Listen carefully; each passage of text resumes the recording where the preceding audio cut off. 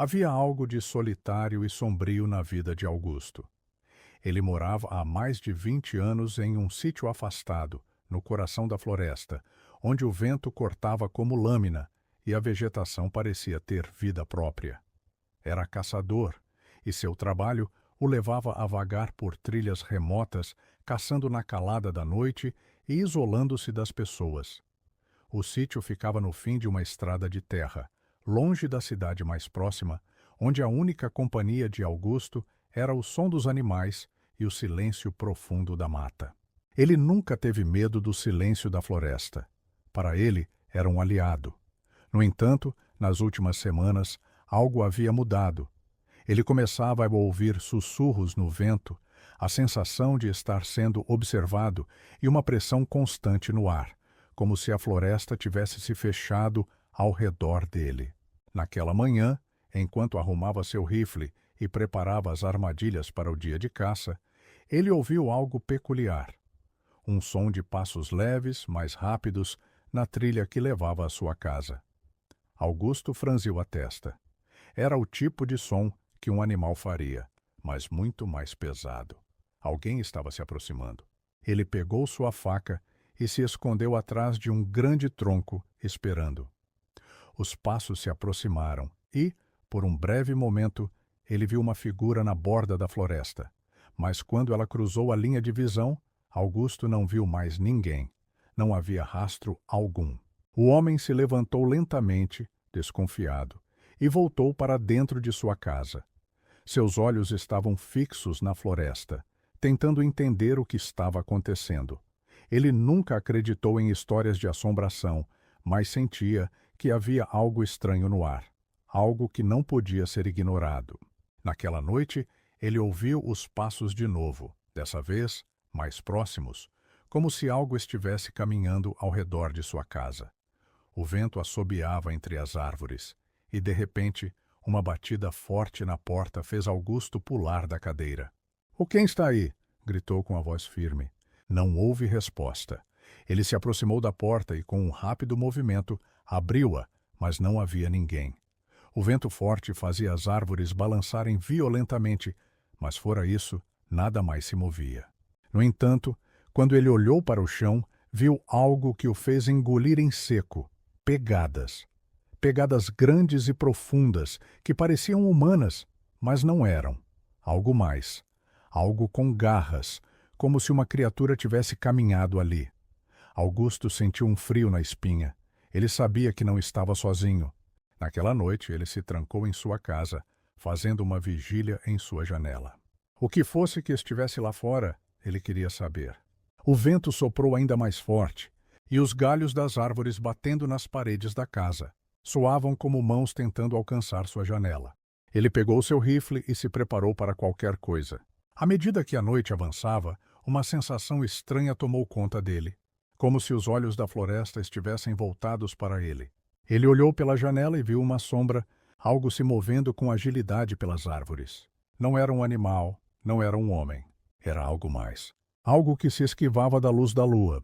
Ele sentiu seu coração disparar, mas não podia se dar ao luxo de hesitar. Com um suspiro profundo, pegou sua lanterna e saiu para fora. Cada passo parecia ecoar na noite silenciosa. As árvores estalavam à medida que ele avançava, e a sensação de estar sendo seguido não o abandonava. Ele se aproximou da trilha principal, a mesma que levava à sua casa. Foi quando ele viu a figura pela primeira vez. Não era um homem nem uma besta. Era uma criatura encapuzada, com os olhos profundamente escuros, um semblante de dor eterna. Suas mãos estavam estendidas, como se estivessem aguardando que alguém as tomasse, e ele percebeu que estava olhando diretamente para ele. "Quem é você? O que quer de mim?" gritou Augusto, a voz cheia de raiva e medo. A figura não respondeu. Ela apenas se afastou lentamente, indo na direção da floresta e, quando o caçador tentou se aproximar, ela desapareceu nas sombras. Ele parou, ofegante, tentando processar o que havia visto. Era um espírito? Uma aparição? Ele não sabia, mas não poderia ignorar. Algo estava ali, na floresta, e ele não estava mais seguro em sua casa. Naquela noite, o vento uivava ainda mais forte, e os galhos das árvores continuavam a bater nas janelas como se quisessem entrar. Augusto não conseguiu dormir. Seus olhos se mantiveram fixos na porta, esperando que algo ou alguém invadisse. Mas a tensão era quase insuportável. Pela manhã, ele tentou se convencer de que aquilo não passava de sua imaginação. Ele pegou suas armas e foi para a floresta, caçar, como sempre fazia. Mas as árvores estavam estranhamente silenciosas, como se a própria natureza estivesse em pausa. Ele se movia cautelosamente, sentindo o peso da mata sobre seus ombros. Foi então que encontrou o lago. O lago que ele sempre soubera ser perigoso, mas nunca se atrevera a explorar. Algo o puxava em direção a ele. Ele viu na margem algo estranho, uma marca de queimadura no chão, como se algo tivesse sido arrastado para dentro da água. As árvores ao redor do lago estavam em silêncio absoluto, como se temessem falar. Enquanto se aproximava, ele sentiu o cheiro de carne podre, e foi quando viu. Na água, uma figura se movia lentamente, flutuando, com os olhos completamente brancos. Era um homem, ou o que restava dele, com a pele arruinada e desfigurada, os ossos à vista, como se tivesse morrido ali há muito tempo. A criatura levantou a mão para ele, como se o chamasse. O caçador recuou, mas antes que pudesse sair correndo, ouviu a voz. Uma voz baixa, rouca, mas estranhamente familiar. Era como se tivesse vindo de dentro de sua própria mente. "Você não pode fugir!" Augusto sentiu um arrepio percorrer sua espinha. Ele virou-se rapidamente tentando fugir, mas antes que pudesse dar um passo, sentiu algo agarrar seu tornozelo. Era uma mão, fria e pegajosa, que o puxava para o fundo do lago. Ele lutou, mas não conseguiu se soltar. A água começava a subir em torno de sua cintura e o toque da mão fria parecia mais forte. Ele gritou, mas sua voz se perdeu no vento. Ele olhou para o céu, tentando encontrar um ponto de referência, mas tudo estava em sombras. A floresta, o lago, tudo parecia uma armadilha, e ele estava preso. E foi então que ele viu. Uma sombra se aproximando, uma figura que se arrastava por entre as árvores, com os olhos fixos nele. Era a criatura, aquela mesma figura encapuzada que ele tinha visto na noite anterior. Ela estava de volta. "Eu avisei você", a figura sussurrou, sua voz fria como a morte. Com um último esforço, Augusto usou o que restava de sua força para tentar escapar, mas foi em vão. A criatura o puxou para o fundo do lago, e no instante em que ele afundou, tudo se apagou. A água se fechou sobre ele e o vento parou de uivar. O que restou de Augusto foi apenas uma lenda, sussurrada pelas árvores e pelas águas. Desde aquela noite, ninguém mais viu o caçador. E o sítio de Augusto permanece vazio, a casa vazia e as trilhas da floresta cada vez mais solitárias. Mas dizem que à noite, se você caminhar pelas margens do lago, pode ouvir o som de passos apressados e uma voz baixa, que vem de dentro da água, chamando para sempre. Era uma tarde abafada de verão quando João, de 12 anos, chegou ao sítio de seu avô. Ele estava animado, pois sempre adorou passar as férias ali, em meio ao campo, rodeado pela natureza. A casa de pedra e madeira ficava afastada de tudo, no topo de uma colina que dominava a paisagem. O vento soprava suavemente entre as árvores e o aroma de terra fresca preenchia o ar. Era o cenário perfeito para um descanso longe da correria da cidade. "Vovô, cheguei!" gritou João, atravessando o portão de ferro que rangia a cada movimento. Seu avô, um homem idoso e de cabelo branco, estava na varanda, com um sorriso no rosto, esperando pelo neto. Com seus olhos cansados, mas cheios de amor, ele o abraçou com força. "Bem-vindo, meu garoto. Já estava sentindo sua falta. Você vai adorar passar esses dias aqui. Vai ser bom para você descansar e para aprender algumas coisas que só o campo pode ensinar", disse o avô com uma voz grave, mas acolhedora. Mas, embora João amasse a companhia do avô, algo naquela visita parecia estranho. O sítio estava mais silencioso do que o normal, e havia uma sensação no ar, um peso, como se algo não estivesse certo. Mas ele pensou que era apenas sua imaginação pregando peças. Após o jantar, o avô contou histórias antigas sobre o sítio, muitas das quais João já ouvira antes, mas naquela noite ele parecia mais sério, mais introspectivo. "Sabe, João, tem algo que você precisa saber sobre esse lugar. algo que sua mãe nunca quis que você soubesse. O avô disse, com uma expressão sombria. João o olhou curioso. O avô nunca fora de falar muito sobre o passado da família. Ele sempre mencionava a história de como comprou o sítio, mas raramente falava sobre o que acontecia por lá antes de ele se mudar para a propriedade. O que aconteceu aqui, vovô? João perguntou, sua voz baixa. O avô olhou para os lados, como se certificasse de que ninguém os ouvia, e então se inclinou para mais perto. A voz quase um sussurro. Oh, este sítio tem uma história muito antiga. Muito antes de eu vir para cá, havia uma fazenda aqui, e a família que morava nela. Bem, aconteceu algo terrível. Algo que eles nunca conseguiram explicar. João se aproximou, seu coração acelerando. O avô parecia tão sério, tão temeroso, que ele não conseguiu evitar perguntar. O que aconteceu, vovô? O avô demorou a responder, olhando para o horizonte, como se algo o estivesse impedindo de falar. Eles desapareceram, todos, de uma noite para o dia. Não houve explicação. Ninguém sabe o que aconteceu, mas desde então, sempre houve algo estranho no ar, algo não natural. Sua mãe sempre me pediu para não te contar isso, mas talvez seja a hora de você saber. O avô fez uma pausa e olhou, profundamente nos olhos do neto. A casa nunca foi a mesma depois que eles desapareceram. Às vezes à noite, você pode ouvir os sussurros na escuridão. E há uma velha árvore perto do lago, onde ninguém vai mais. Dizia-se que ela era maldita.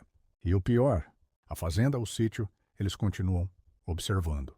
João sentiu um calafrio na espinha, mas, com a mente cheia de perguntas, não disse nada. Ele tentou ignorar o medo crescente dentro de si.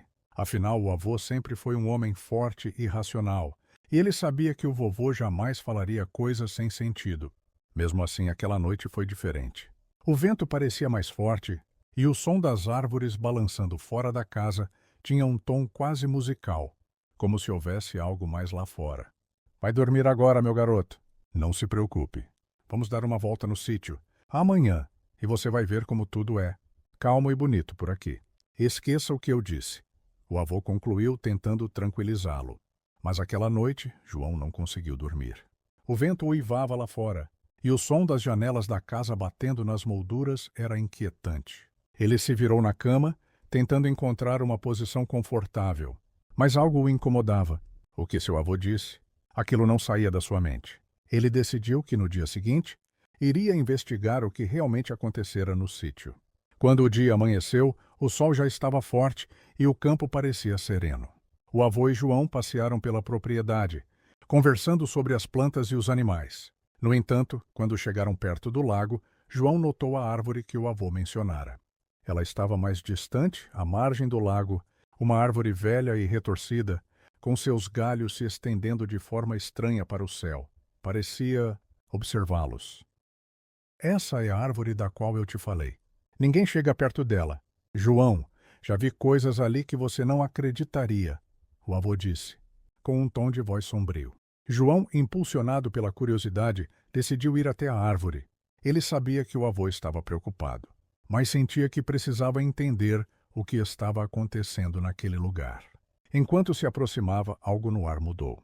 O vento cessou e o silêncio foi absoluto. O som da água no lago, que antes era suave, agora parecia abafado, como se algo estivesse interferindo. Quando João tocou a casca da árvore, um arrepio percorreu seu corpo. Ela parecia mais fria do que as outras árvores ao redor, e havia marcas estranhas gravadas nela, como se algo tivesse sido arranhado ali com força. Foi então que ele ouviu. João, sussurrou uma voz baixa, quase imperceptível. Ele se virou, procurando pela origem da voz, mas não havia ninguém. Seu coração disparou. A voz vinha de dentro da árvore. Com uma coragem que não sabia de onde vinha, João se aproximou ainda mais da árvore e colocou o ouvido bem perto da casca. Quando fez isso, a voz sussurrou de novo, desta vez mais forte e desesperada. Oh, ajude-me! Ele recuou, assombrado, e foi nesse momento que algo de terrível aconteceu. Os galhos da árvore se mexeram de forma abrupta, como se uma força invisível estivesse manipulando-os. O vento começou a soprar de forma violenta, e João ouviu novamente. Ajude-me! Ele correu para o avô, com o rosto pálido e os olhos arregalados, e contou o que tinha ouvido. O avô, com um olhar grave, o puxou para dentro de casa sem dizer uma palavra. Quando entraram, ele trancou a porta com firmeza e se sentou à mesa. Você ouviu, não é? A voz. Você viu o que está acontecendo? Disse o avô, com os olhos marejados. Eu tentei te proteger, mas agora não há mais como esconder a verdade. A casa, o sítio, tudo aqui está amaldiçoado. Não podemos mais escapar do que aconteceu. Ele olhou para João com uma tristeza profunda. A voz que você ouviu, João, não é de um espírito perdido. Ela é de alguém que está preso, algo que nunca deve ter sido liberado. Sua mãe sabe disso. Ela sabe que há algo muito errado com esse lugar.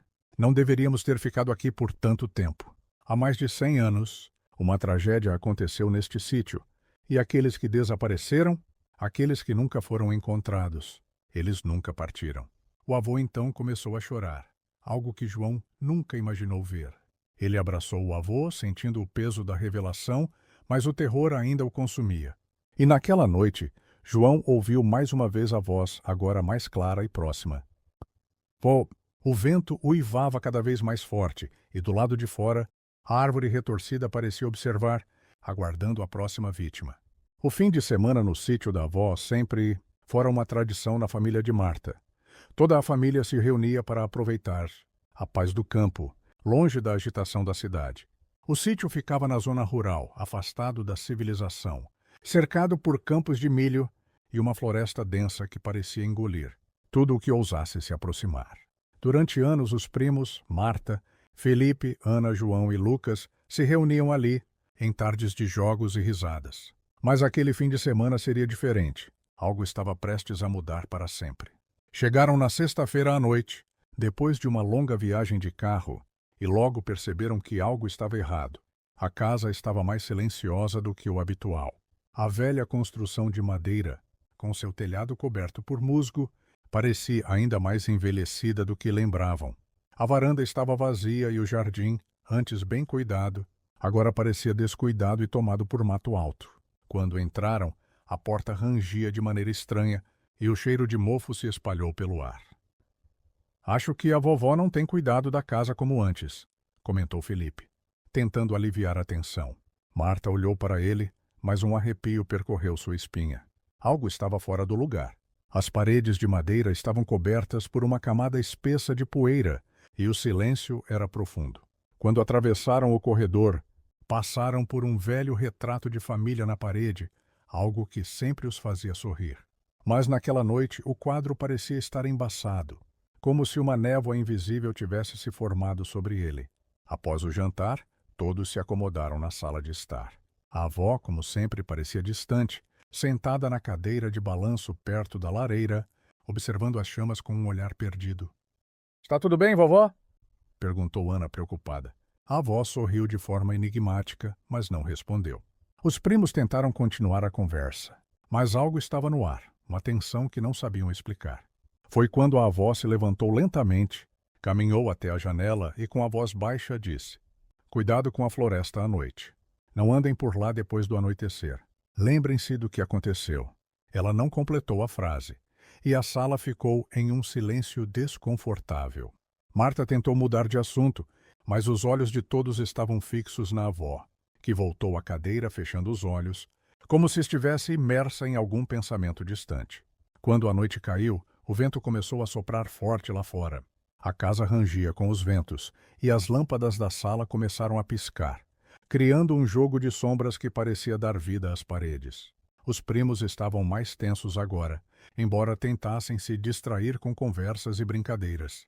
Mas então, no meio da conversa, João levantou-se de repente e olhou pela janela. — Vocês ouviram isso? — perguntou com a voz baixa e tensa. Todos se calaram, tentando ouvir. Lá fora, na escuridão da noite, algo os observava. Não era o som do vento ou dos animais. Era algo estranho, como passos, leves e cautelosos, na grama alta. De repente, as lâmpadas da sala piscavam novamente, mais rápido agora, como se a própria casa estivesse vibrando. Felipe, tentando parecer corajoso, levantou-se e foi até a janela. Lá fora, a escuridão parecia ainda mais impenetrável. Mas então ele viu, no limite da luz da lanterna que estavam usando, uma figura encapuzada apareceu, parada na borda da floresta.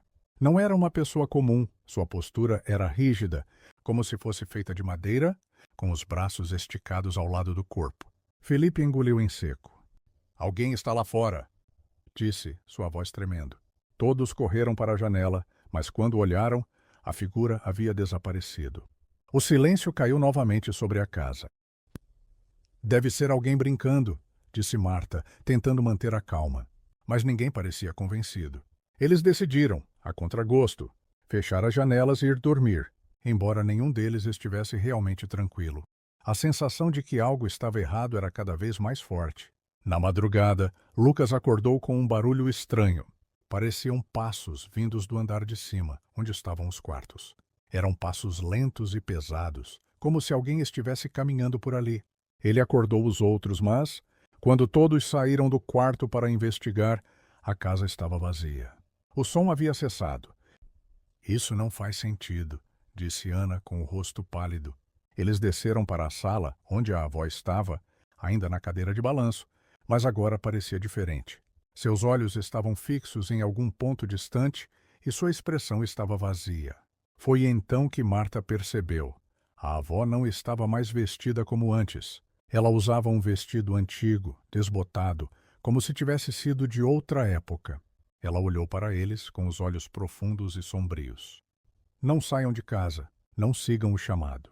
Ele está perto", a avó sussurrou, com uma voz que não parecia a dela. Antes que alguém pudesse perguntar, a avó se levantou lentamente e caminhou para a porta da frente. Todos seguiram, sem saber o que fazer, até que a avó abriu a porta e saiu para a escuridão da noite. Sem pensar, os primos correram atrás dela, chamando seu nome. Mas quando chegaram ao campo, ela havia desaparecido na floresta. As árvores pareciam mais densas, e a escuridão parecia se intensificar à medida que se aproximavam do limite da mata. O vento estava mais forte e uma sensação opressiva os envolvia. Foi então que viram. No fundo da floresta, iluminado pela luz tênue da lua, estavam dezenas de figuras encapuzadas, como a que Felipe vira pela janela. Elas estavam de pé, imóveis, formando um círculo ao redor de algo. Algo que não podiam ver, mas que sentiam, uma presença pesada e ameaçadora. Lucas, com os olhos arregalados de terror, disse em um sussurro: "Essas pessoas, elas não são normais. O que são elas?" Ana estava prestes a responder, mas uma mão fria e ossuda agarrou seu braço. Ela gritou e todos correram, mas o som das figuras encapuzadas começou a se aproximar.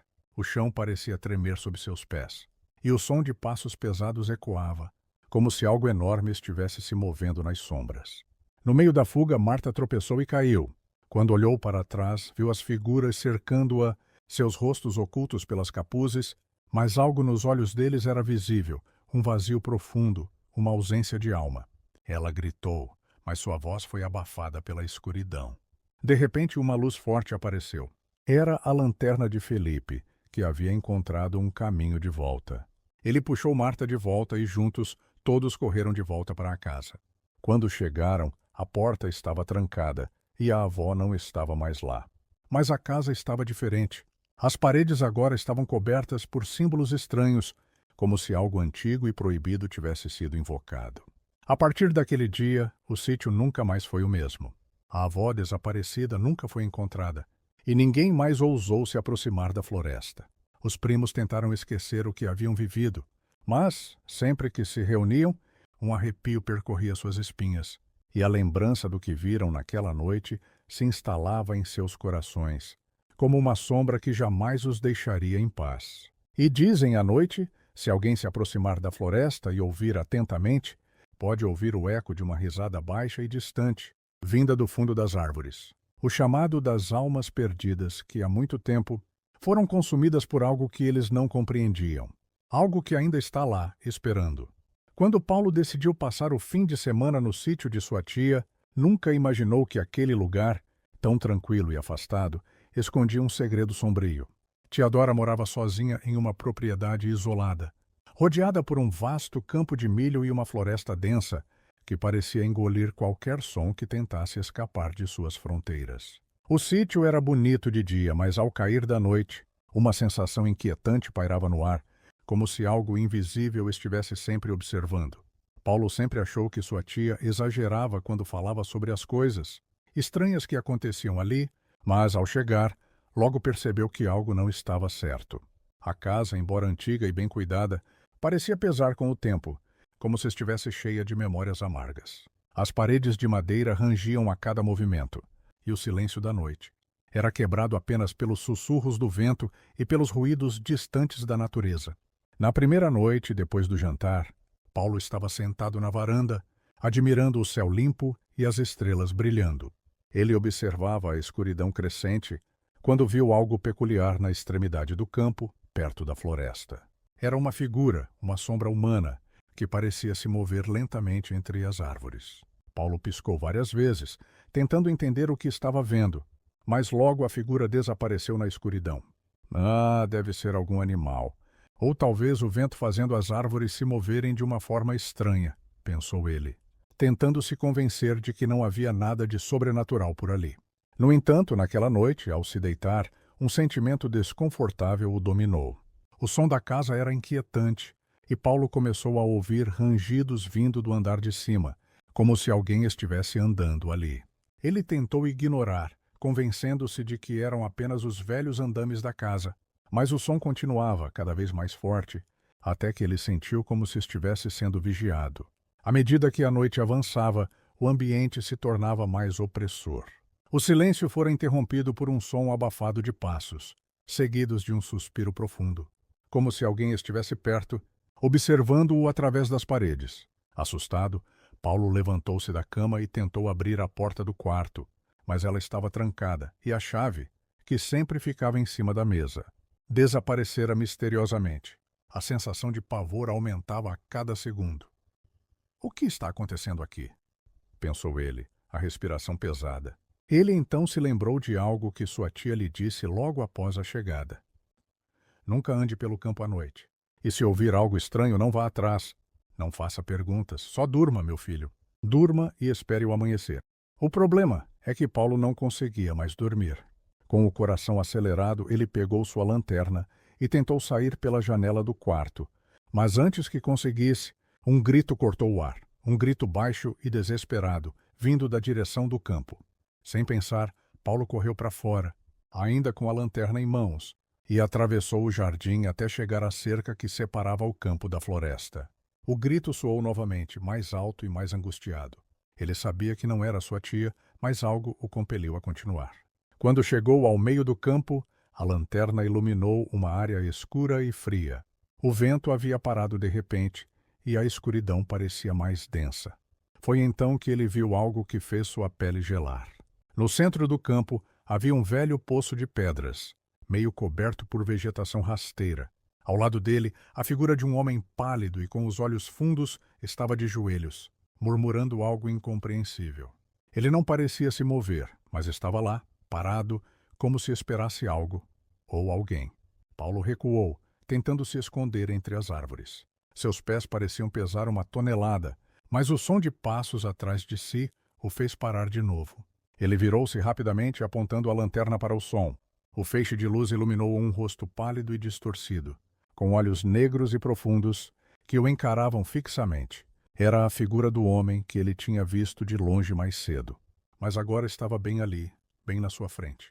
O homem não se movia, mas seus olhos eram impossíveis de desviar. Paulo sentiu um calafrio percorrer sua espinha, como se aquela visão estivesse sugando sua energia, como se o próprio tempo estivesse se dobrando ao redor dele. Aquele ser, ou o que quer que fosse, continuava a encará-lo em silêncio. E a cada segundo, a sensação de que ele não estava mais sozinho no campo aumentava. O medo tomou conta de Paulo, mas algo dentro dele, uma força invisível, o impeliu a dar passos lentos em direção ao poço. Com o coração batendo forte, ele chegou até o local, onde a visão do poço parecia ainda mais sombria. As pedras ao redor estavam cobertas por musgo, e o cheiro de umidade parecia impregnar o ar. Então ele ouviu novamente o murmúrio. Não era mais um grito, mas um sussurro baixo, como se alguém estivesse falando diretamente em sua mente. Não olhe dentro do poço. A advertência soou clara em seus ouvidos, mas sua curiosidade foi mais forte. Ele se aproximou mais do poço e, ao olhar para dentro, o que viu fez seu sangue congelar. O fundo do poço estava coberto por uma camada de água turva, mas no reflexo da água ele viu algo horrível. O rosto de um homem com os olhos completamente brancos o encarava fixamente, e as mãos dele se moviam debaixo da superfície da água, tentando agarrá-lo. Paulo recuou, tropeçando e caindo para trás, mas não conseguiu afastar os olhos. Ele estava paralisado, como se algo o tivesse prendido àquela visão. E antes que pudesse gritar ou correr, a figura que ele tinha visto de longe, o homem pálido, apareceu de novo, agora ao seu lado, sem nenhum som. Seus olhos estavam vazios e a expressão em seu rosto era de dor extrema, como se estivesse preso naquele lugar há séculos. No instante seguinte, ele ouviu um barulho de pedras caindo no fundo do poço, e de repente a figura desapareceu. O ar parecia mais pesado, mais denso. Paulo, tremendo, conseguiu se levantar e correr, sem olhar para trás, até a casa. Quando chegou lá, sua tia estava na porta, olhando-o com um olhar vazio, como se soubesse exatamente o que ele tinha visto. Ela não perguntou nada. Apenas disse: "Eu te avisei, Paulo, o poço não perdoa." Na manhã seguinte, a tia de Paulo não estava mais na casa. Os vizinhos encontraram a velha residência vazia, e o único vestígio dela era uma carta deixada sobre a mesa que dizia apenas: "O poço reclama aquilo que pertence a ele." E no fundo do poço, um reflexo de olhos profundos e sem vida continuava a olhar para o mundo, esperando a próxima vítima. Terça-feira do Mal. Relato contado por Sr. Benedito, comerciante de Vitória da Conquista, Bahia. Eu fui criado aqui em Vitória da Conquista, uma cidade do interior da Bahia, um lugar onde todo mundo se conhece e onde as histórias, mais do que palavras, são como lendas que vão se passando de boca em boca. Me chamo Benedito, mas todos me conhecem como Benedito do Comércio. Acontece que eu não sou de falar muito sobre o passado, mas há umas histórias, essas não saem da cabeça, não.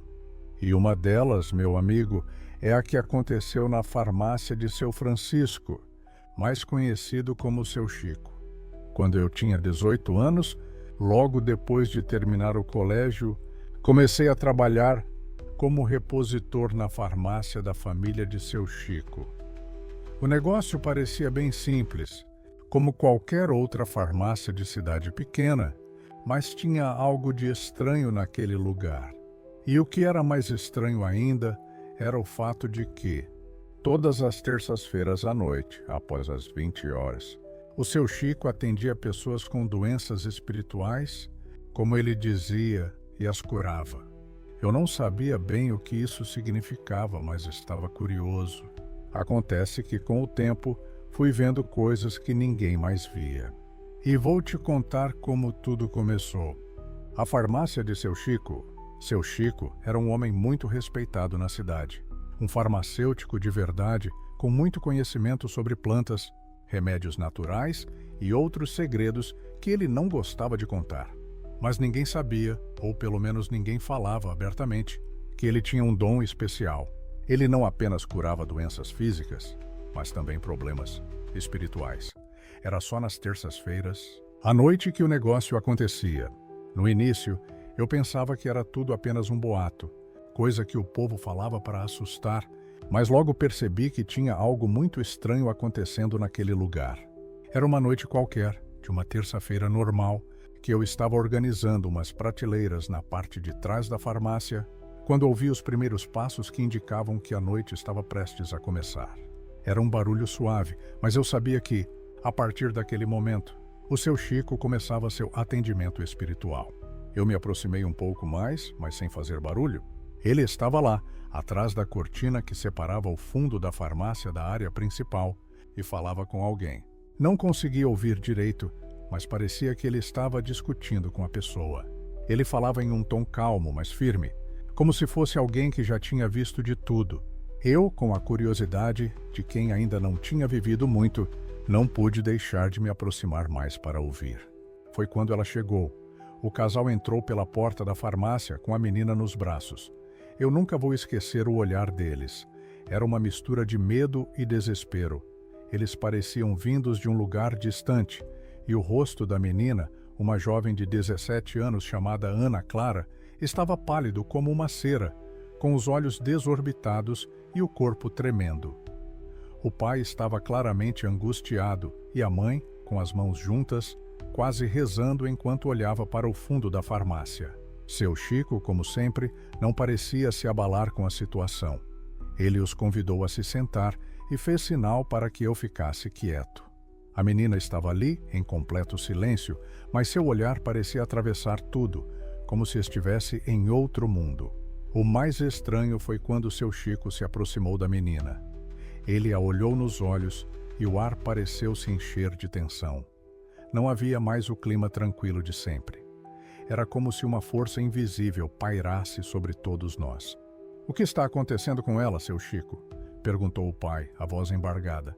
Seu Chico não respondeu de imediato, apenas olhou para a menina e então, em um sussurro, disse: "Não é ela quem está aqui. Algo mais está dentro dela. Vou conversar com ele." Eu não entendia muito bem o que ele queria dizer com aquilo, mas naquele momento uma sensação estranha me invadiu. Eu podia sentir o peso no ar, como se algo de muito errado estivesse prestes a acontecer. Eu não sabia o que esperar. Fiquei parado ali, observando, mas sabia que não podia sair. O ambiente ficou tenso, abafado.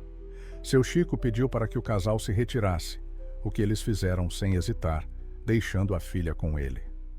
O quarto atrás da farmácia, onde ele atendia, estava completamente isolado. Ele começou a falar com a menina, agora quase inerte na cadeira. De repente, a menina deu um salto e seus olhos brilharam com um vermelho intenso. O corpo dela se contorceu e a voz que saiu de sua boca não era a dela. Era uma voz gutural, grave e distorcida.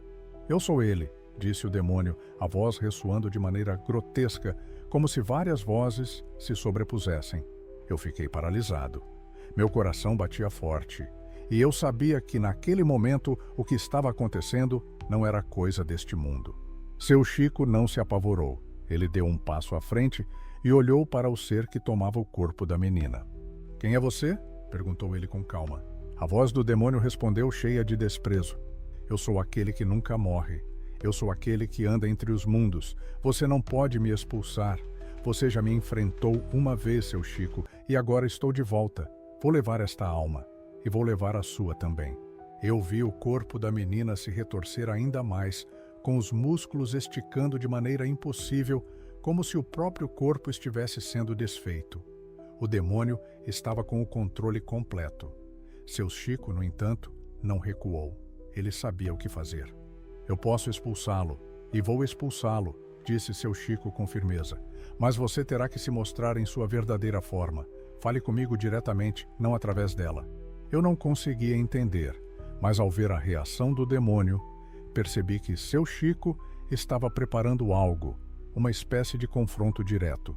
O demônio riu, uma risada macabra, e disse: "Você pensa que pode me vencer, velho? Você já viu a morte e ainda está aqui tentando me desafiar? Eu sou mais forte agora. Esta menina será minha, e você também." A tensão aumentava, e o ar estava tão denso que parecia que a qualquer momento ele poderia se romper. Então, em um gesto rápido, seu Chico fez um sinal com as mãos, e uma luz intensa iluminou o rosto da menina. O demônio gritou, um grito tão alto e estridente que fez as paredes da farmácia tremerem. "Vá embora!" ordenou seu Chico, e nesse momento a luz se intensificou ainda mais, iluminando tudo ao redor. Eu vi a menina, ou melhor, a criatura dentro dela, ser lançada para trás, como se estivesse sendo puxada para uma força invisível. E então, em um estrondo, tudo ficou em silêncio. Quando a luz se dissipou, a menina estava caída no chão, inconsciente. O demônio havia sido expulso, mas o custo foi alto. Eu não sei o que aconteceu com o demônio. Eu sei que ele foi embora daquela vez, mas algo em seu Chico mudou. O homem que eu conhecia como calmo e sábio estava visivelmente abalado. O olhar dele, depois daquele confronto, nunca mais foi o mesmo. Ele estava cansado, como se tivesse dado tudo de si para salvar aquela alma, mas de alguma forma também tivesse perdido parte de si mesmo. A menina, Ana Clara, acordou no dia seguinte, sem se lembrar de nada. Ela estava bem. Mas o que ninguém sabia era que o mal não havia ido embora completamente. Naquela noite, algo no ar, algo dentro de seu Chico, tinha mudado para sempre. E desde aquela terça-feira, ninguém mais viu seu Chico. Ele desapareceu da cidade e a farmácia foi fechada. Eu, que sou um homem mais velho agora, carrego essa história comigo até hoje. O mal não se vai facilmente, meu amigo. Às vezes ele fica escondido nas sombras, esperando a próxima oportunidade. Então, se um dia, em uma terça-feira à noite, você passar perto de uma farmácia abandonada e ouvir algo estranho vindo de dentro, não se aproxime. O mal ainda pode estar lá, esperando.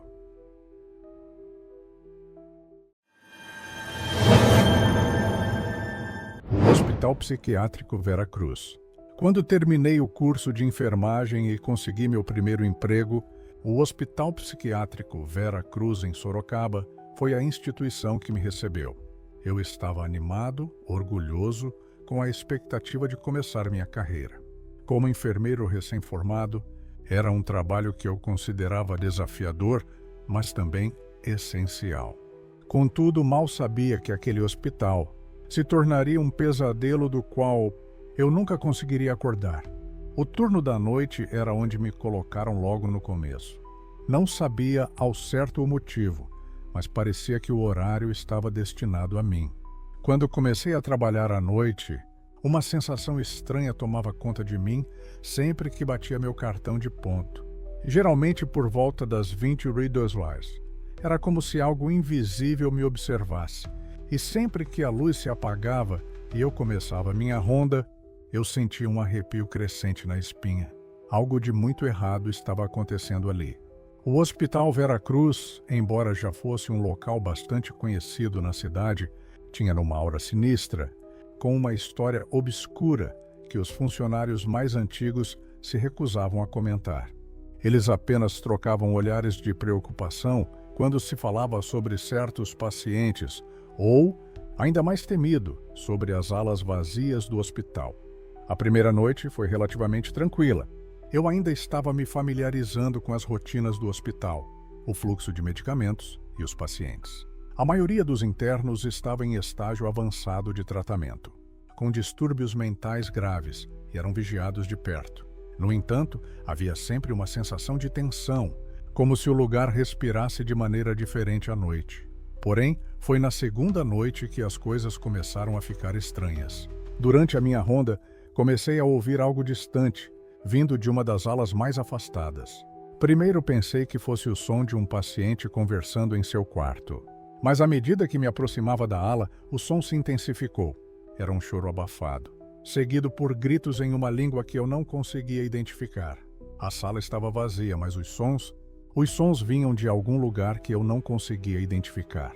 Olhei em volta, tentando localizar a origem do som, mas nada. Nenhuma luz acesa, nenhum paciente visível. O silêncio que tomou conta da ala parecia mais aterrador do que os próprios gritos.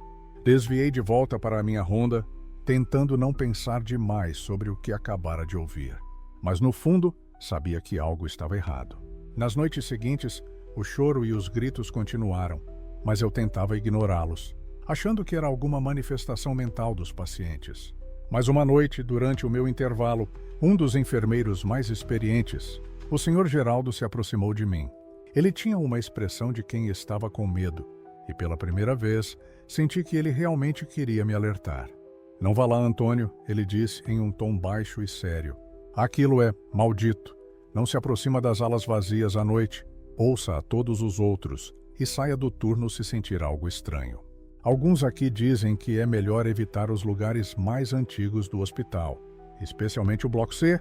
Eu então quis saber mais, mas ele se recusou a falar sobre o que acontecera. Apenas murmurou algo sobre histórias antigas e desapareceu. O tom de sua voz carregava um peso que me fez refletir durante a noite inteira, Nos dias seguintes, comecei a investigar mais a fundo, sem que ninguém soubesse. Descobri que o Hospital Vera Cruz tinha sido um antigo asilo, fundado nos anos 1920, e que muitos dos pacientes anteriores morreram de maneiras misteriosas e até violentas. Havia rumores de antigos funcionários que haviam desaparecido durante a década de 70 e 80 e de práticas questionáveis sendo realizadas ali, como se o hospital fosse uma espécie de prisão para almas perturbadas. Mas uma noite, algo mais sinistro aconteceu. Eu estava fazendo a minha última ronda antes do fim do turno, quando algo me chamou a atenção. A ala B estava completamente silenciosa, mais do que o normal. Decidi verificar os quartos um por um. Quando entrei em um dos quartos do final do corredor, vi algo que jamais vou esquecer. Uma figura estava de pé na janela. Era um paciente? Não, era mais do que isso. A figura estava com o corpo curvado, como se estivesse se arrastando pelo ar. Não tinha rosto. Em seu lugar, havia uma máscara pálida e opaca, como se fosse feita de cera. O mais estranho era o som que ela fazia, um sibilo baixo e contínuo, quase como um sussurro. Eu congelei. Meus músculos não respondiam. Eu não conseguia me mover, como se estivesse preso a uma força invisível. Foi então que a figura virou lentamente para mim. Seus olhos eram profundos, negros como breu, e a única coisa que eu podia ouvir era um grito abafado, como se minha mente estivesse prestes a se romper. De repente ela desapareceu. Não se afastou ou saiu da sala. Ela simplesmente sumiu diante de meus olhos. O ar ficou denso. O medo tomou conta de mim de forma irracional. Corri para fora da sala e mal consegui respirar enquanto tentava me afastar daquele corredor. Naquela noite, o hospital parecia estar vivo. O som do choro, agora mais alto, ecoava por todo o prédio. Eu sabia que não estava mais sozinho. Algo maligno habitava aquelas paredes, algo que tinha tomado forma nas sombras dos pacientes e dos funcionários. Na manhã seguinte, fui chamado para a ala C, a área que o Sr. Geraldo havia me advertido para evitar. Não sabia o que esperar, mas sabia que precisava enfrentar o que estava me assombrando. Quando cheguei, encontrei a ala em completo silêncio. As luzes estavam apagadas e o ar pesado. De repente, uma risada baixa e gutural se ouviu vindo de uma das celas. Era uma risada que não poderia ter vindo de um ser humano. Corri até a origem do som sem pensar, sem razão. Entrei na cela e encontrei um dos antigos funcionários do hospital, o enfermeiro Júnior, parado lá, com um olhar vazio. Ele olhou para mim e suas palavras, ou melhor, seu sussurro, ecoaram em minha mente, dizendo: eu nunca deveria ter voltado. Eles nos observam. Eles nunca vão nos deixar sair. Naquele momento, tudo fez sentido. A história do hospital não era só uma lenda. Os pacientes, os antigos funcionários, estavam presos ali, suas almas aprisionadas por algo maligno. Eu havia sido atraído para o centro daquilo e não conseguiria sair. Nunca mais vi Antônio depois daquela noite. A última vez que fui ao hospital, me disseram que ele havia pedido para ser transferido de volta para outro local. Muitos dos funcionários antigos falam entre si que, desde aquele dia, a presença de Antônio nunca mais foi vista.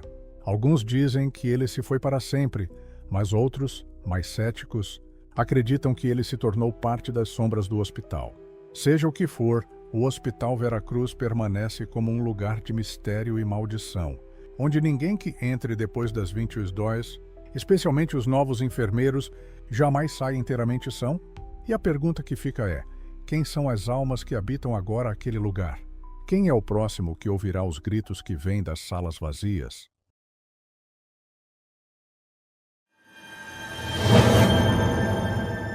Eu sou o Sr. Joaquim, taxista, há mais de 20 anos, e posso dizer que já vi de tudo nessas ruas. Gente de toda a sorte, de toda a classe e de toda a condição. Eu sempre soube que a noite tem algo de diferente, algo de pesado no ar, como se as sombras de fato tomassem forma, mas nunca imaginei que fosse encontrar com o próprio mal. E foi isso que aconteceu naquela noite. Às 2 horas da manhã, quando a rua estava vazia e as estrelas brilhavam com um brilho estranho. O que eu vou contar aqui é algo que nunca mais sai da minha cabeça, algo que me faz olhar para a escuridão da madrugada com muito mais respeito. E se eu contar para vocês, é porque ainda estou vivo para contar. Era uma dessas noites quentes de verão, quando o calor ainda persiste mesmo depois que o sol se põe. Eu estava voltando para a base, depois de uma corrida no centro, já cansado e pensando em dormir. O taxímetro estava quase zerado, mas eu sabia que, como sempre aparece alguém àquela hora para pegar um táxi. E foi quando eu virei a esquina da rua do hospital que o vi. Um homem de terno preto, camisa branca e uma maleta, parado na calçada, acenando para mim. A cena não era incomum, mas algo naquele homem me fez sentir um arrepio na espinha. Ele estava sozinho, como se fosse um homem que estivesse esperando por mim, e não o contrário. Não havia mais ninguém por perto, ninguém que o visse, só nós dois e a noite. Eu parei o carro e ele entrou com calma, sem pressa, sem um sorriso. A porta do táxi fez aquele som familiar ao ser fechada. Não trocamos palavras imediatamente. Apenas ele se sentou e colocou a maleta no banco ao lado, ainda sem falar nada. Eu estava cansado, então decidi puxar conversa. "Para onde, amigo?" Perguntei, tentando parecer amigável. Não queria que a noite ficasse mais estranha do que já estava. O homem não respondeu de imediato. Ele apenas olhou para fora, para as ruas desertas, e então disse, com uma voz suave, quase como um sussurro, "Estou indo trabalhar. É o meu turno." A frase parecia simples, mas havia algo na forma como ele disse que me fez desconfiar. Trabalhar. Àquela hora? O que um homem vestindo terno e com uma maleta fazia trabalhando àquela hora da madrugada? O que ele carregava naquela maleta? Eu, sempre curioso, decidi perguntar mais. "Trabalhando nessa hora, hein? O que faz, se não for muito intrometido perguntar?" O homem olhou para mim com os olhos mais vazios e profundos que já vi. Seus olhos eram tão escuros que pareciam absorver a luz ao redor. Ele me olhou por um momento, como se estivesse considerando o que responder. E então disse com um sorriso que não alcançava os olhos, "Eu sou alguém muito importante, Sr. Joaquim.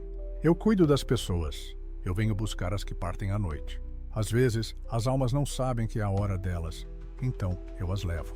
Eu sou, como posso dizer? Eu sou quem faz o último favor. O último trabalho." O que ele disse me causou uma sensação estranha no estômago, mas na minha ingenuidade, eu não quis dar muita atenção. Afinal, ele parecia apenas um homem excêntrico.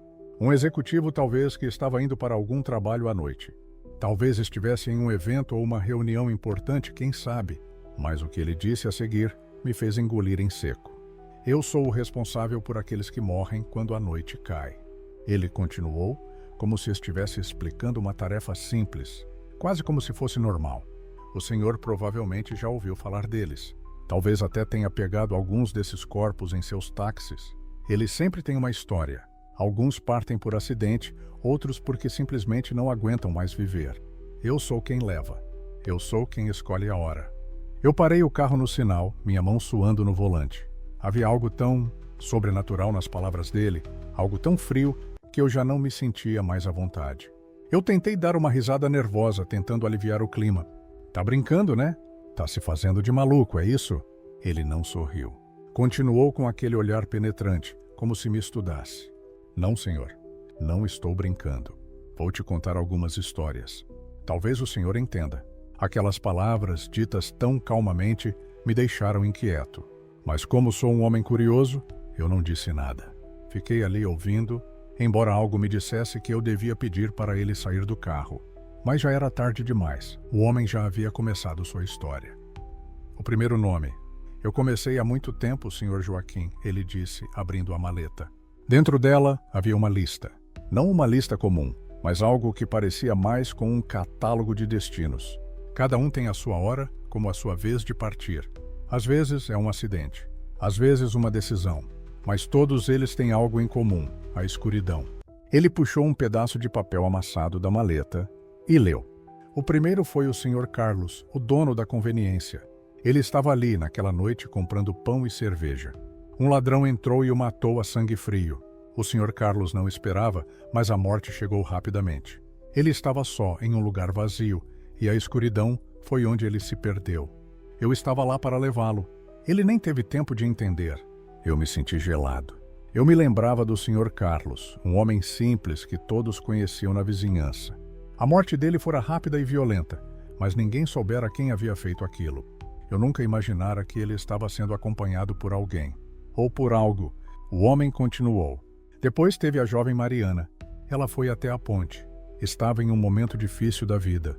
A vida a esmagava e ela decidiu saltar. Não queria mais viver, não aguentava a dor. E então a morte a encontrou tranquila. Eu a guiei até o fim. Quando ela pulou, ela já estava pronta. Eu me lembrei da Mariana. Eu nunca soubera exatamente o que acontecera, mas sua morte chocou a todos. Era uma perda irreparável. Ela era tão jovem. Agora tudo parecia mais claro. Ela também foi tomada pela morte. E ele estava lá. Eu estava começando a entender o que estava acontecendo e meu estômago se revirava a cada palavra que ele dizia. E claro, tem o menino André, o adolescente. Estava bêbado, saiu com os amigos e acabou capotando o carro na estrada. Ele morreu antes de chegar ao hospital. A morte não perguntou se ele estava pronto, mas ele já estava no caminho errado. Eu me sentia como se estivesse ouvindo algo muito além da minha compreensão, algo que não deveria entender. Eu nunca tinha me dado conta de quantos passageiros o homem levava, mas agora eu sabia que o número de almas que ele carregava era muito maior do que eu imaginava. O táxi passou por mais algumas ruas e ele continuou falando. A voz dele parecia mais distante agora, como se ele estivesse em outro lugar, lembrando de momentos longos e frios.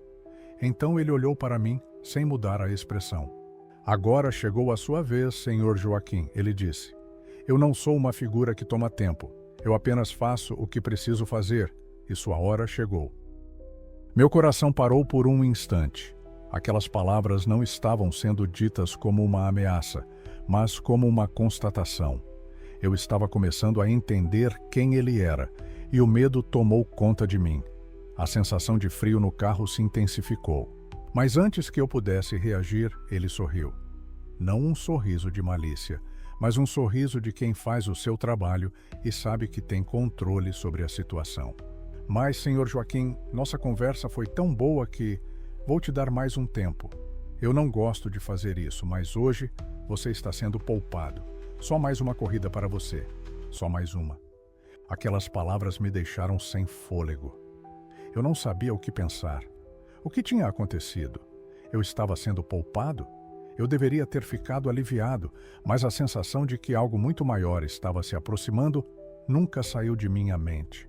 Mas saiba, ele disse, já começando a sair do táxi, um dia eu voltarei, não para te levar, mas para te lembrar que o tempo que temos é muito mais curto do que imaginamos. Fique preparado. Ele fechou a porta do táxi e desapareceu nas sombras da noite. Até hoje, sempre que passo pelas ruas onde o vi, sinto aquele arrepio, aquele vazio. O homem em terno preto nunca mais apareceu para mim, mas eu sei que ele estará esperando. Eu sei que todo mundo tem medo de algo. Medo do desconhecido, medo da morte, medo do que está atrás da porta quando ninguém mais está em casa. No meu caso, o medo veio da rua em que cresci, da casa que eu conhecia tão bem, das pessoas que eu achava que sabiam o que estavam fazendo, até que tudo virou um pesadelo. O que vou contar aconteceu há mais de 10 anos, mas a lembrança ainda me persegue como uma sombra. Eu sou Caetano, e esse é o relato do que aconteceu com os meus vizinhos, Renata e Mateus, e como a maldição que eles invocaram naquele jogo de tabuleiro ainda ronda aquela rua. Tudo começou numa tarde quente de verão, um dia como qualquer outro. A rua, que era tranquila e familiar, começou a mudar de alguma forma. Eu estava sentado na minha varanda quando vi Renata e Mateus voltando para casa. Eles estavam de mãos dadas, rindo como sempre. Renata, com sua risada leve, parecia não se importar com o mundo ao redor. Mateus, seu namorado, era o tipo de cara mais calado, mas de bom coração. Aquele casal era comum para nós, os vizinhos, e até então nada de estranho havia acontecido com eles. Pelo menos eu achava que não. Foi nessa tarde que Renata encontrou o tal tabuleiro. Ela apareceu na varanda de casa, com aquele sorriso travesso, dizendo que tinha feito uma descoberta em uma venda de garagem. Uma coisa velha, de madeira escura, com letras e números entalhados, com velas e símbolos estranhos desenhados. Eu sei, é estranho, ela disse, com uma risada nervosa, mas eu senti que tinha que levar isso. É só um jogo, Caetano. Eu não sabia na hora, mas aquele jogo estava prestes a mudar tudo. Era um tabuleiro de Ouija, mas com algo a mais. Algo que estava além do simples significado de um jogo espirituoso e inofensivo. A madeira estava escura, com marcas que pareciam mais arranhões do que entalhes. As letras estavam desgastadas, e o planochete, a peça que se move no tabuleiro, era feito de um material que não parecia madeira nem plástico, mas algo mais pesado, como se fosse feito de osso. Renata explicou que o vendedor da venda de garagem disse que havia encontrado o tabuleiro no porão da casa em que morava e que o antigo dono havia desaparecido misteriosamente, assim como todos os moradores que viveram ali antes dele. Ele parecia estar apenas se livrando de coisas antigas, mas ao falar sobre isso, houve algo estranho nos olhos de Renata. Eu não sabia explicar na hora, mas havia uma inquietação nela, como se a curiosidade estivesse ultrapassando seus limites. Mateus, que sempre fora cético quanto a essas coisas de mundo espiritual, apenas riu e disse que era só mais uma superstição. Vamos jogar, mas sem frescura, ele disse, tentando fazer graça da situação. À noite, eles me chamaram para ir até lá, mas eu estava com preguiça e decidi ficar em casa. Eu, Caetano, preferia ver o que acontecia de longe. Eu sempre fui mais desconfiado, mais prudente, quando se tratava de coisas estranhas. Eu tinha um pressentimento ruim sobre aquele jogo, mas como sempre, minha curiosidade era mais forte. O que aconteceu naquela noite ninguém conseguiu explicar, e talvez eu não consiga fazer isso também, mas vou tentar. Renata e Mateus se sentaram na sala, com as luzes apagadas, apenas as velas ao redor e o tabuleiro colocado sobre a mesa. Eles começaram a fazer perguntas, rindo de nervoso, tentando dar um tom de brincadeira àquilo tudo. Alguém aí? Renata perguntou com a voz trêmula, antes de empurrar o planochete. A resposta veio rápida, muito rápida, demais para algo que deveria ser apenas um jogo. O planochete se moveu imediatamente, parando na letra S. Renata franziu o senho como se estivesse em dúvida. O que significa isso? Ela perguntou. Mas antes que pudesse terminar a frase, a luz na sala piscou e se apagou por completo. Um breu absoluto tomou o lugar. Mateus riu, tentando afastar o pânico. Deve ser a energia, deve ser a velha afiação da casa. Ele disse, mas sua voz estava tensa. Renata insistiu. Vamos continuar. Ela pegou as velas e colocou mais perto do tabuleiro. O planochete se moveu novamente, mas desta vez muito mais rápido, indo até a letra T. Depois para o R e então para O. A palavra estava se formando. Estou aqui, disse o espírito que parecia responder. Renata olhou para Mateus, rindo nervosamente, mas seus olhos estavam arregalados. Havia algo estranho acontecendo, algo que ela não conseguia compreender. Mateus olhou para a porta da sala, onde uma sombra escura se moveu e o ar ficou mais pesado. Algo no ambiente mudou. Renata, você tem certeza que quer continuar? Isso não parece certo. Ele estava começando a acreditar que a brincadeira tinha ido longe demais, mas Renata estava fascinada. Estamos apenas começando. Vamos ver até onde isso vai. Foi então que as coisas começaram a ficar realmente estranhas. À medida que o tabuleiro continuava a se comunicar com eles, a casa começou a se manifestar de maneiras que não tinham explicação. Um barulho alto veio do porão, como se algo tivesse caído. O som de passos pesados ecoou pela casa, mas quando Mateus foi verificar, não havia ninguém lá. Apenas uma cadeira balançando sozinha no canto da cozinha. A luz começou a piscar. Então as janelas foram sendo cobertas por uma névoa escura, como se um peso invisível tivesse sido colocado sobre elas. As portas batiam sozinhas e o ar ficou cada vez mais gelado, como se o inverno tivesse invadido a casa de uma hora para outra. E então o pior aconteceu. Uma figura apareceu na porta da sala, uma sombra distorcida, alta e magra, que se movia de maneira estranha. O rosto da figura era indistinguível, mas os olhos eram profundos, negros como o abismo. Mateus e Renata congelaram. Eles sabiam naquele instante que não estavam mais sozinhos. Renata tentou gritar, mas sua voz se foi, como se a sombra estivesse apagando tudo ao seu redor. Mateus tentou se levantar, mas a cadeira que estava atrás dele se virou bruscamente, derrubando-o no chão. Quando ele olhou para Renata, ela estava pálida, com os olhos fixos na figura sombria que se aproximava cada vez mais. A sombra falou, mas sua voz não era humana. Era uma mistura de sussurros e gritos abafados, como se muitas vozes falassem ao mesmo tempo. Vocês invocaram o que não podiam controlar, a voz disse, em um tom que parecia vir de um lugar muito distante. Agora, pertencem a mim. Na manhã seguinte, Mateus e Renata desapareceram. Não havia sinais de luta, nem indícios de que algo tivesse acontecido fisicamente. A casa deles estava intacta, mas vazia. As luzes estavam apagadas. O tabuleiro de Ouija estava no chão, virado de ponta cabeça. Ninguém sabia onde eles estavam. Eu fui um dos primeiros a perceber que algo estava errado. A rua inteira estava em choque, mas ninguém ousava falar sobre o que aconteceu. Os boatos começaram a se espalhar, e alguns diziam que o mal havia levado Renata e Mateus. Outros falavam que eles estavam fugindo, correndo de cidade em cidade, tentando escapar de algo que os perseguia. Eu, pessoalmente, ainda acho que os dois foram consumidos por aquilo que invocaram. O que quer que estivesse no tabuleiro não estava ali para brincar. Não era um jogo. E eu me pergunto, até hoje, se alguma parte de Renata e Mateus ainda está lá, naquelas sombras, aguardando quem se atreva a brincar com o que não entende. Quando o tempo passou e as coisas voltaram à normalidade, se é que podemos chamar isso de normal, a casa deles foi vendida. Mas quem se atreveria a morar lá depois disso? Eu não sei, e uma parte de mim sempre terá medo de descobrir. Eu nunca mais vi Renata ou Mateus. Eu nunca mais ouvi falar deles.